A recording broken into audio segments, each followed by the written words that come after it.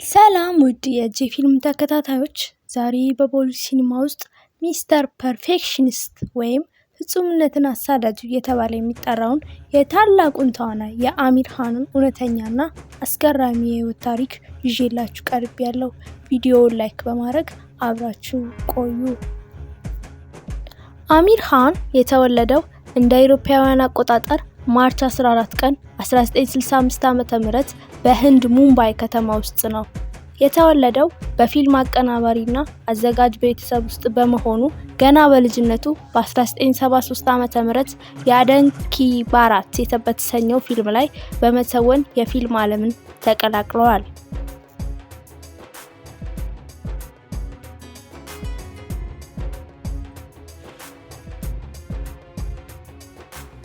አሚር ኻን በዋና ተዋናይነት ለመጀመሪያ ጊዜ ትልቅ ስኬት ያገኘው በ1988 ዓ.ም በተለቀቀው ካያ አማት ሴ ካያ አማት ታክ ፊልም ነበር። ከዚያ በኋላ የህንድን ሲኒማ የገቢ ክብረ ወሰንን የሰባበሩ ተወዳጅ ፊልሞችን ለዓለም አበርክቷል። ከነሱም መካከል ላጋን የተሰኘው ፊልም በ2001 ዓ.ም የተሰራ ሲሆን ለታዋቂው የኦስካር ሽልማት የታጨው ታላቅ የህንድ ፊልም ነው። በሁለተኛ ደረጃ ራንግዴ ባሳንቲ የተሰኘው ፊልም በ2006 ዓ.ም የተሰራ ሲሆን የሀገር ፍቅርንና ወጣቶችን ያነሳሳ ድንቅ ስራው ነው። በሶስተኛ ደረጃ ታሬ ዘአማን ፓር የተሰኘው ፊልም 2007 ዓ.ም የተሰራ ሲሆን ስለ ህፃናት ትምህርትና ልዩ ተሰጥኦ የሚያስተምር ነው። በአራተኛ ደረጃ ጋጂኒ የተሰኘው ፊልም በ2008 ዓ.ም የተሰራ ሲሆን በህንድ ሲኒማ ታሪክ ለመጀመሪያ ጊዜ 100 ክሮር ወይም ደግሞ 1 ቢሊዮን ሩፒ ገቢ ያስመዘገበ መላው ዓለምን ያስደመመው ድንቅ የበቀል ፊልም ነው። በአምስተኛ ደረጃ ስሪ ኢዲየትስ የተሰኘው ፊልም በ2009 ዓ.ም የተሰራ ሲሆን በዓለም አቀፍ ደረጃ ከፍተኛ ዝናንና ገቢን ያተረፈ ፊልም ነው።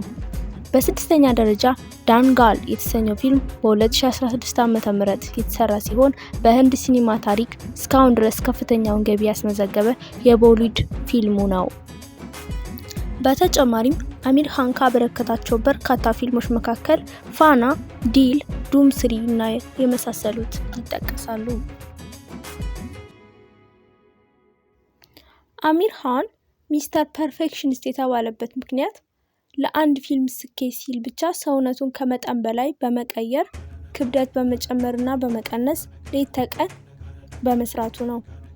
ለምሳሌ በጋጂኒ ፊልም ላይ ሲክስ ፓክ ያለው ጨካኝ ተበቃይ ሰው ሆኖ ለመታየት ለ13 ወራት ያህል በቀን እስከ 4 ሰዓት እጅግ ከባድ ስፖርት በመስራት አካሉን ሙሉ በሙሉ ቀይሯል።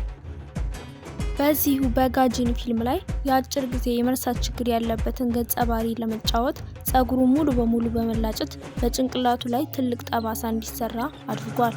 ይህም የጋጂኒ ጸጉር ስታይል በወቅቱ በሚሊዮኖች በሚቆጠሩ ወጣቶች ዘንድ እንደ ትልቅ ፋሽን ተቀድቷል።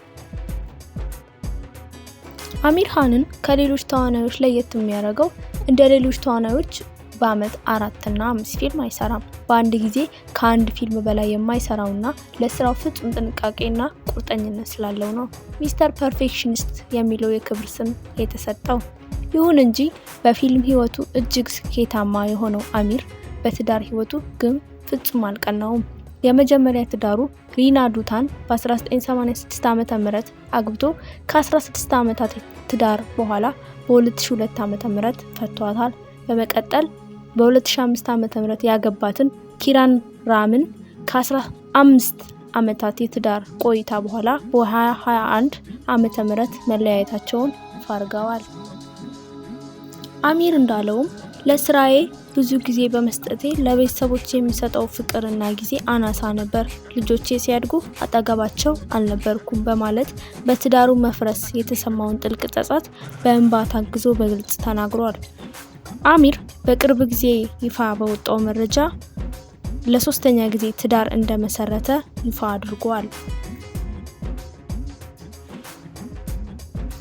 ውድ የጄ ፊልም ተከታታዮች፣ ዛሬ ላይ አሚር ኻን እድሜው እየገፋ ቢመጣም አሁንም በህንድ ፊልም ኢንዱስትሪ ውስጥ ትልቅ ተጽዕኖ ፈጣሪና የተከበረ ሰው ሆኖ ቀጥሏል።